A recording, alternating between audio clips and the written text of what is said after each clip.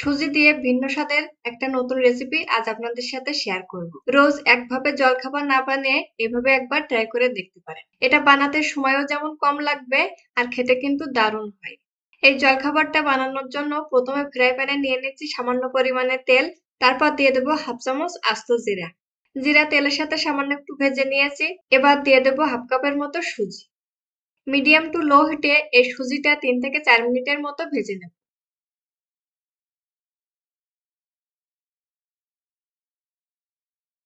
সুজিটা ভেজে নেওয়ার পর এখন দিয়ে দেব হাফ কাপের মতো জল।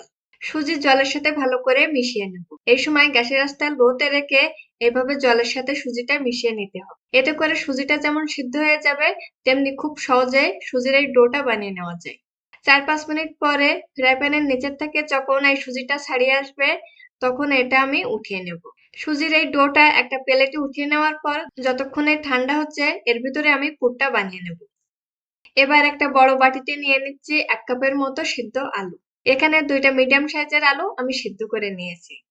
এখন কাঁটা চামচের সাহায্যে আলুটা একটু ম্যাশ করে নেব। তবে এখানে সিদ্ধ আলু গ্রেট করেও নেওয়া যাবে।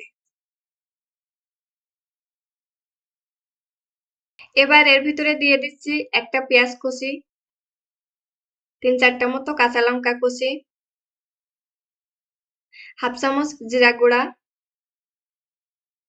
হাফ চামচ গরম মশলা গুঁড়া, হাফ চামচ লবণ আর কিছুটা গোলমরিচ গুঁড়া।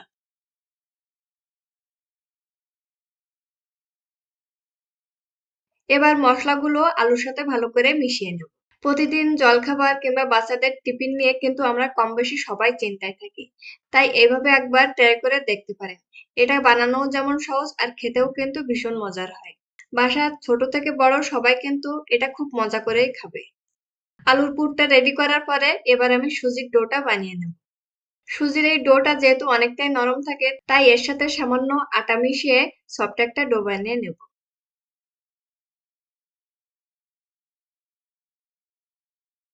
এখন এই সুজির ডোটা আমি রুটির মতো করে বেলে নেব।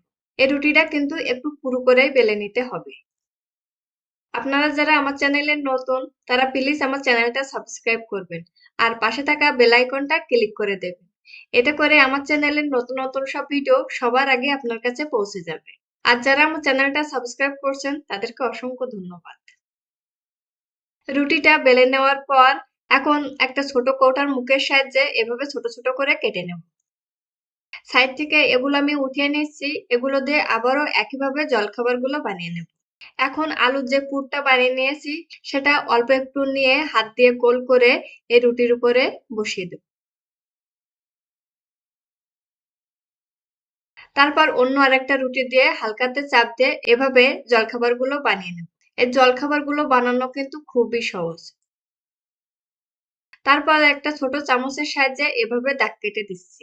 এতে করে জলখাবারটা দেখতে বেশি সুন্দর লাগে। দেখুন সবগুলো জলখাবার আমি একইভাবে বানিয়ে নিয়েছি। এবার এগুলো তেলে ভেজে নেব। ফ্রাই প্যানে আগে থেকেই পরিমাণ মতো তেল গরম করে নিয়েছি। তারপর ফ্রাই প্যানের একটা সাইড থেকে একটা একটা করে জলখাবার তেলে দিয়ে দেব।